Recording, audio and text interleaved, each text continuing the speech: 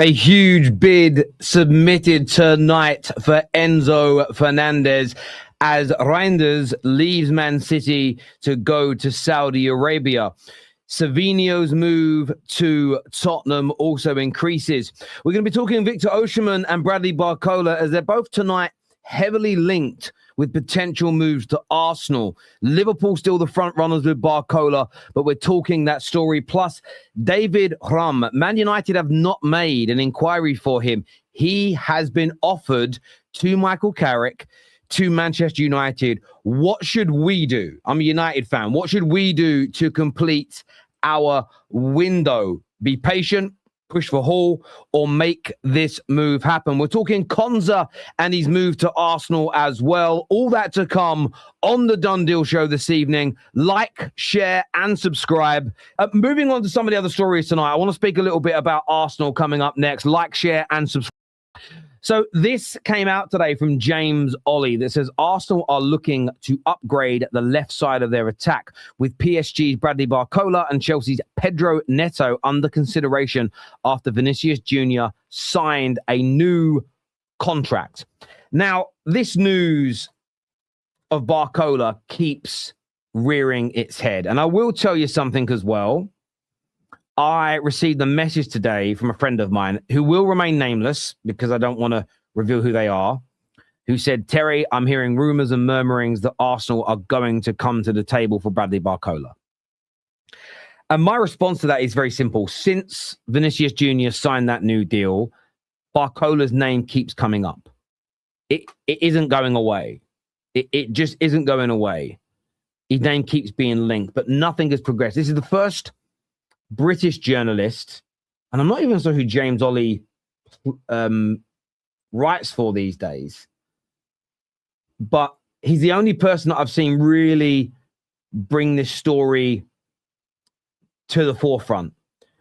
My mind, even though someone reached out to me today and said that they're entering the frame, I'm just looking for something here. ESPN is where James Ollie is.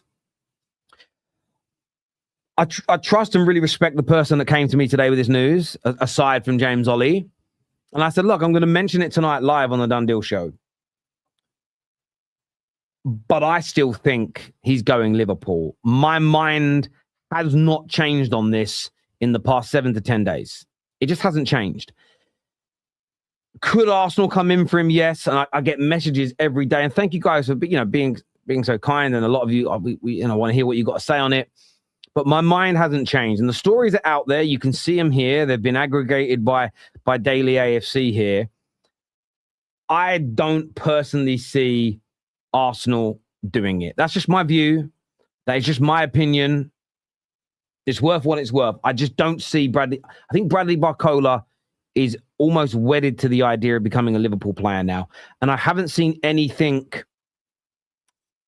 more credible than this link and about Barcola and Arsenal. Other than he's under consideration, I've seen nothing. Now, what I will say, and some will say that I'm playing both sides, I think I'm just being sensible here, is that there is most certainly, and someone here says nothing burger story. I agree with you. I do agree. That's why I wanted to talk about it, because it's trending. It's here that Galatasaray have made a new contact with Arsenal today over the Gabriel Martinelli deal.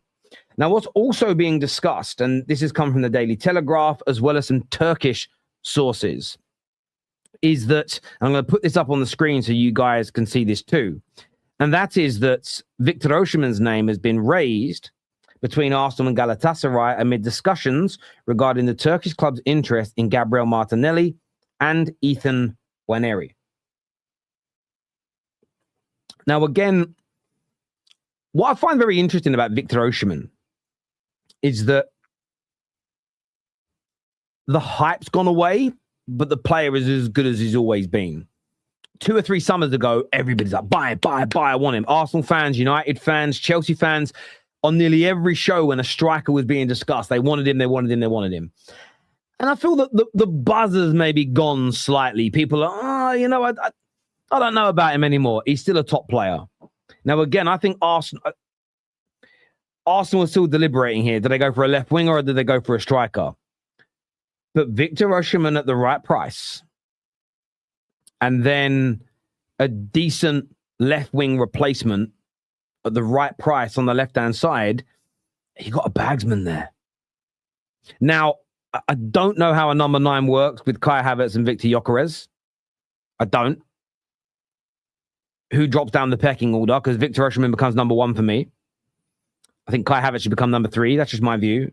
Gyökeres should be number 2 if Osimhen comes in. But there are these links tonight. And I would love to get your views. What the Telegraph said here, Galatasaray have offered 39 million for Gabriel and also shown interest in Ethan Nwaneri.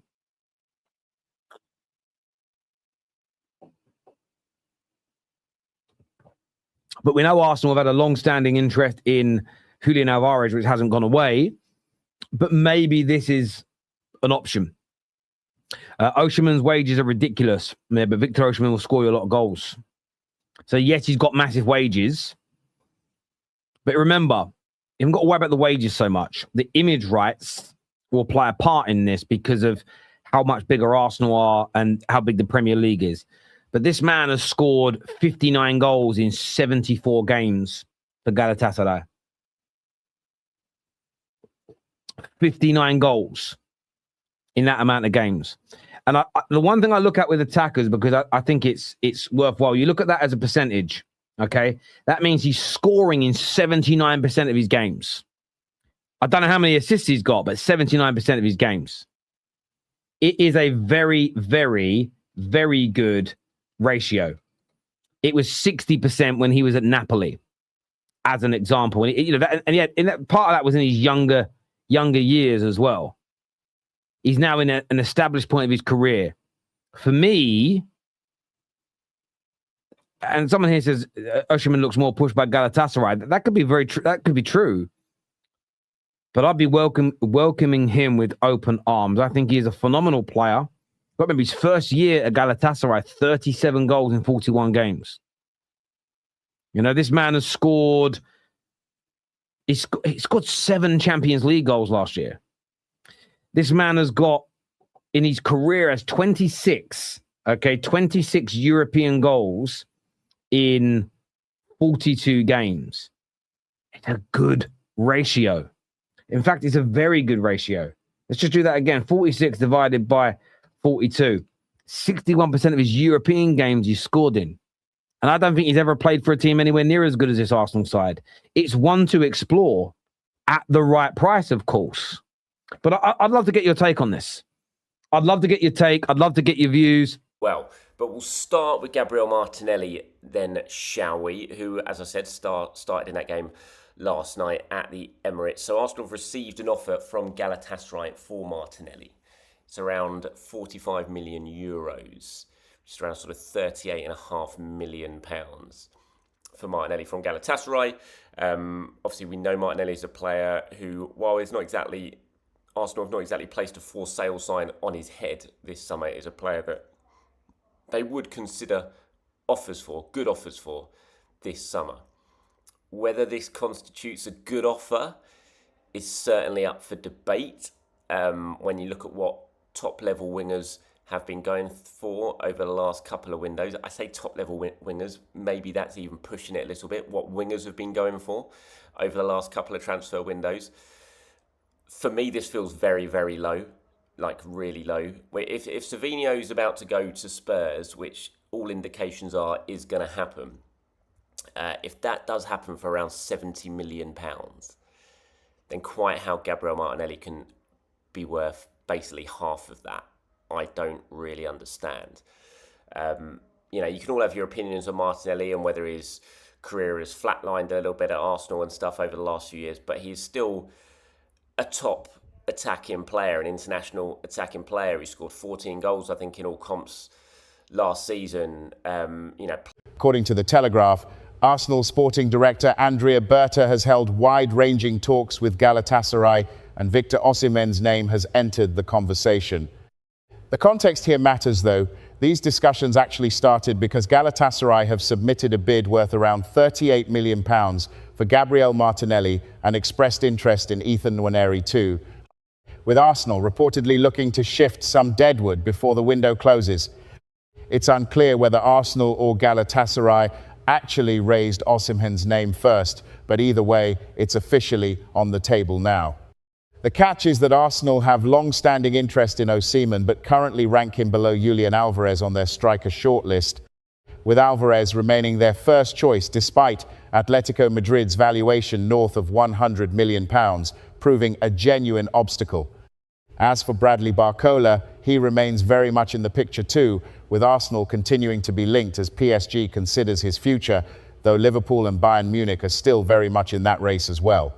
So right now, think of it less as Barcola or Osimhen, and more as both names sitting on a growing striker and winger shortlist, with Álvarez still the priority above either of them. Now let's cross to Stamford Bridge, because this one's got a genuine deadline attached to it. Manchester City have submitted an official bid worth £102.5 million for Enzo Fernandez, according to Argentine journalist Cesar Luis Merlo. The problem for City is straightforward. Chelsea have set their asking price at £120 million, based on fees paid for Elliot Anderson and Sandro Tonali this summer, and they've made that number completely non-negotiable. Chelsea have gone as far as issuing City an ultimatum: meet the full valuation by 5 o'clock on Friday, or the door closes entirely until at least January 2027. There's a genuine